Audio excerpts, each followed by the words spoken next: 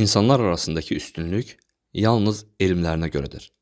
İbnül Qayyim rahimehullah elmin və alimlərin üstünlüyünü izah edərkən belə demişdir. Uca Allah insan növü arasında məxluqlar içində ola biləcək ən böyük fərqi yaratdı. Belə ki, bir növdən olan iki nəfər insanların xeyirlisi və şərlisi olaraq bir-birindən fərqlənir. Uca Allah mələkləri nəfsi istekləri olmayan ağıl sahibləri olaraq yaratdı. Heyvanları ağlı olmayan, yalnız nəfsi isteklərlə yaşayan varlıqlar olaraq yaratdı. İnsanı isə ağıl və nəfsi isteklərin birləşməsindən yaratdı.